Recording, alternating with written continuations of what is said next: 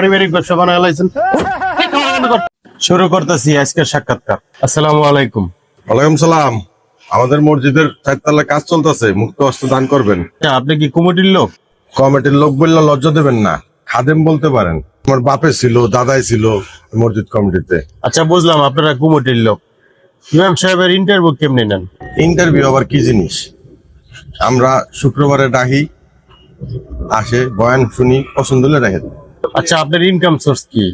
আস্তাগফিরুল্লাহ, আমার ইনকাম সোর্সের কথা আপনি খবর নেন কে? না, যেহেতু আপনি সভাপতি, সেটা তো আমার জানতে হবে নাকি? আমার ইনকাম সোর্সের কথা আপনার কোন? আপনি কি ইনকাম ট্যাক্স অফিসার, নাকি আমার ইনকামের ভাগ আপনার দিব, নাকি জাকাত টাকা নিলেন? মুখ সামলায় কথা বলেন। চাইতেন না, আপনি একজন উপস্থাপক, উপস্থাপকের মাথা ঠান্ডা রেখে তারপর প্রশ্ন করুন লাগে। কোন যোগ্যতায় সভাপতি হয়েছেন? কোথায় কোথা বুঝেন? আর টাকার জোর, টাকার জোরে সভাপতি হয়েছি। এই মসজিদের সবচেয়ে বেশি দান আমিই করি, এলে সভাপতি হয়েছি। আপনি মশলা মশলা জানেন কিছু? এটা আবার জানতে হইব কে? তা আপনি কমিটি না? কেমন না লাগে বারবার একই করে? আমি কমিটি না, আমি খাদেম, খেদমত ধরি। বংশের বাপে ছিল, দাদাই ছিল, সবাই মসজিদের কমিটির খেদমত করে গেছে, আমিও তাই করি। খাদেম বলেন। তা আপনি কি খেজমত করেন মসজিদে শুনি? ইমাম সাহেবের এটাই, আর কোনো কাম নাই? আছে তো, প্রত্যেক 6 মাস পরে পরে ইমাম পরিবর্তন করি, নতুন ইমাম আনি, আর মসজিদের টাকা পয়সার হিসাব রাখি। ইমাম খেদানোর এইটাই আপনি কাম করেন? কাম না মনে হলে দায়িত্ব মনে হলেন। তা কমিটিতে আপনি স্যার আর কে কে আছে?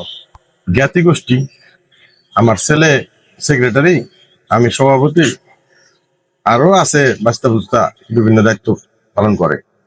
মসজিদে দেখি আপনারা পারিবারিক ব্যবসা প্রতিষ্ঠান বানায় ফেলাইছেন। সবকিছুকে আপনারা ধর্মব্যবসা মনে করেন কেন? কেন? এটা একটা খেদমতের জায়গা, জান্নাতে যাওয়ানোর ব্যবস্থা। আমরা জান্নাতে যাওয়ার জন্য কাজ করতেছি। জান্নাতে যাওয়া আপনার কাছে এত সস্তা মনে হয়? আমাদের 4th তলার কাজ চলতেছে, পুরাটা দিয়ে যান, জান্নাতে যাওয়ানোর একটা ব্যবস্থা আপনার উপরে দিলাম। বেতন কত দেন ইমাম সাহেবরে? ভালোটা শুনতে চাইলেন নাকি খারাপটা? ভালোটাই তো শুনতে চাইছি, বেতন কত দেন দেই শুনি। ইমামের বেতন সর্বসাকুল্যে 4,000 টাকা দিই, আর 30 দিন 30 বেলা 30 বারে খাওয়ার ব্যবস্থা করে দিছি। আর একটা ছোট্ট আয়নাঘর আছে, খাওয়ানোর ব্যবস্থা করে দিছি। ইমাম সাহেব তো বাসা ভাড়া লাগে না, ওই আয়নাঘরে থাকে। সকালে ওই যে বাচ্চা কাচ্চা পড়ায়, কেন্দ্রে কিছু টাকা পাই, ভালোই তো চলে যায়। ভালোটাই স্যালারি দিই। এই যুগে 4,000 টাকা সংসার চলে? কেমনটা লাগে কথা বুঝে না। খালি 4,000 টাকা তো না, আরো আছে না। 30 দিন 30 বেলা খাওয়ার ব্যবস্থা করছি, তার থাকার ব্যবস্থা করছি। ওই করলাম না, ছোট্ট একটা আয়নাঘর আছে, ওখানে থাকার ব্যবস্থা করছি না। আর বাচ্চা কাচ্চা পড়ায়, সেখান থেকে টাকা পায় না। আবার যে মাঝে মাঝে টাকা ওঠা, সেটা একটা কমিশন তার দেই। আচ্ছা আপনার সংসারে কত খরচ হয় মাসে?